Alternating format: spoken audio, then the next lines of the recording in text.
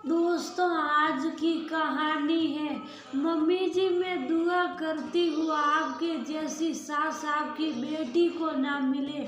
दोस्तों, कहानी शुरू करने से पहले अगर आपने चैनल को सब्सक्राइब नहीं किया हो तो कर लीजिए ताकि आपके पास पहुंच सके हर नया वीडियो। आज इस घर में खुशी की पहली रात थी। नई नवेली दुल्हन खुशी शर्माई सी सुबह 5 बजे ही उठकर तैयार होकर कमरे से बाहर निकली तो सामने ही सासू माँ दिख गई। खुशी उन्हें देखते ही झुककर पैर छूकर खड़ी हो गई और पूछा, माँ जी, जो नाश्ते में बना है बता दे, मैं बना देती हूँ। तब खुशी की सास बोली, अरे नहीं बहू, आज तेरा इस घर में पहला दिन है और इतनी सुबह सुबह क्यों जाग गई बहू? वह तो हमारा जमाना था जब सास से पहले बहुओं के जागने का रिवाज था। कल से आराम से जगना। जैसे मेरे लिए मेरी बेटी है वैसे तू मेरी। खुशी तो बहुत खुश हुई कि सासू माँ तो बहुत अच्छी सोच रखती हैं। सासू माँ की बात सुन खुशी मन ही मन खुद पर इतरा उठी, कितना अच्छा घर मिला है मुझे। यहाँ तो मुझे माँ की कमी महसूस ही नहीं होगी। सासू माँ बहुत अच्छी है, मैं भी इनको अपनी सासू माँ की तरह प्यार करूँगी। कुछ दिन बाद खुशी रसोई में चाय बना रही थी तब खुशी की सास आई। अरे बहू, अभी तो तेरी मेहंदी के रंग भी फीके नहीं हुए हैं, पहली रसोई हो गई ना, बस रस्म हो गया, इतना ही काफी है, अभी आराम करो। ये सब काम तो जिंदगी भर करने हैं, मैं कर लूंगी सब। सासू माँ खुशी के हाथ से कलसी ले प्यार से कहती है, नहीं नहीं मम्मी जी, ऐसे कैसे, जब हम दोनों घर में तो आप अकेली क्यों करेगी? खुशी पैसों पैसा में पड़ गई और मम्मी काम ही कितने हैं घर में, हम 4 लोग तो हैं। सास हंसकर बोली, चल तू बैठ, आज मेरे हाथ की चाय पीकर देख। सासू माँ उसे रसोई से बाहर जाने के लिए कहती हैं। खुशी असमंजस में बैठक में आकर पत्रिका उलटने लगी। तभी दरवाजे पर दस्तक होती है। दस्तक की आवाज से खुशी दरवाजा खोलती है और पड़ोस की रमा सासी अंदर आती हुई पूछती है, अरे बहू, तेरी सास सुलोचना काहे रसोई में है? धीमे से खुशी जवाब देती है, अच्छा बोल।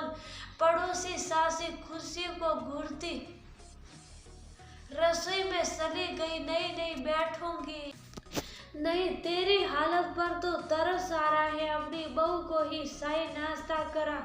बहू, यह आचरण सही नहीं है, बेचारी बूढ़ी सास रसोई में खपे और बहू मजे करे। बोलती हुई सासी खुशी को घूरती चली गई।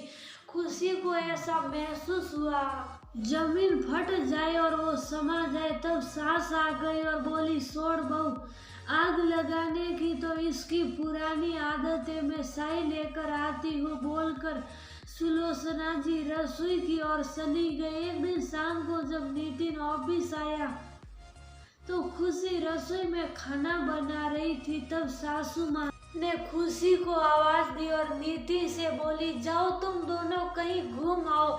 नई नई शादी हुई है, सो अरमान होते हैं हर लड़की के। जा खुशी, जल्दी जा, तैयार हो जा, बिल्कुल घर घुसू है ये लड़का, पत्नी को लेकर कहीं आता जाता नहीं है। लड़कियों की कितनी चाहतें होती हैं, समझता ही नहीं है। जब तू तैयार हो जा, सासू माँ खुश होकर कहती है, लेकिन मम्मी जी, घर के सारे काम पड़े हैं और हमारी सहायक सबों को भी आपने आज ही छुट्टी दे रखी है, आपकी किटी भी है, ऐसे में कैसे? खुशी जो कि सासू माँ के साथ ही बैठ गई, आलस्य से सासू माँ को देख बोल रही, बहू तो परेशान क्यों होती है, सब हो जाएगा, कोई बड़ा काम थोड़ी ही ना है, नितिन ले जाए इसे। सासू माँ की जिद पर खुशी नितिन के साथ घूमने चली गई। खुशी बहुत खुश थी कि इतना काम हो होते हुए भी माँ ने उसको बाहर भेज दिया। लोग पता नहीं क्यों सास को इतना बुरा कहते हैं। मेरी सासू माँ तो कितनी अच्छी है। खुशी का पूरा ध्यान सासू माँ की तरफ ही था। वो अपने पति नितिन से बोली, घर चले क्या नितिन, बस आउटिंग हो गई। मम्मी जी अकेले कैसे मैनेज करेगी, वो तो इतनी अच्छी है कि सिर्फ हमारे बारे में सोचती है, लेकिन उनका ध्यान रखना हमारा भी तो फर्ज बनता है। कोल्ड कॉफी पीने के बाद खुशी कहती है, नितिन कहता है ठीक है। दोनों घर के लिए निकलते हैं, तभी नितिन के किसी दोस्त का फोन आ जाता है। खुशी मुझे कुछ काम है, तुम कैब लेकर घर चलो, मुझे 2-3 घंटे लग जाएंगे। नितिन कहता है ठीक है। कहकर खुशी कैब लेकर घर की ओर रवाना हो गई। सुलोचना, बहू कहाँ है तेरी? पता नहीं था क्या उसे कि आज तेरी सहेलियां आने वाली हैं। अकेली जूती पड़ी है। शर्मा जी की आवाज सुन खुशी के कदम दरवाजे पर रुक गए। तब सास की आवाज आती है, क्या कहूँ? पता था उसे सब, लेकिन घर में पैर टिकते कहाँ है उसके, सब वो भी नहीं आएगी ये भी जानती थी वह, लेकिन मेरी किस्मत पहले सासू माँ की सेवा में लगी रही। और अब बहू के उस दिन तो तूने देखा ही था। वर्मा सुलोचना जी अपने चेहरे पर बेसारंगी का भाव लाकर कहती हैं, हाँ पूरी महारानी है इसकी बहू। उस दिन में आई तो सुलोचना चाय बना रही थी और महारानी मैगजीन पढ़ रही थी। वर्मा कहती है, अरे वह तो किसी काम से मैंने सुलोचना को फोन किया और सुलोचना ने आने के लिए कहा, नहीं तो इसकी ऐसी हालत है कभी खबर ही नहीं होती। वर्मा कहती है, कोई क्या कर सकता है, बेटे पर भी तो जादू कर रखा है उसने। नितिन भी जानता था आज तुम लोग आओगी, और पत्नी के कहने पर एक बार भी उसे एहसास नहीं हुआ कि उसकी माँ अकेली कैसे काम करेगी। पत्नी ने हुक्म किया, जोरू का गुलाम चल दिए, मेरी तो किस्मत ही फूटी है।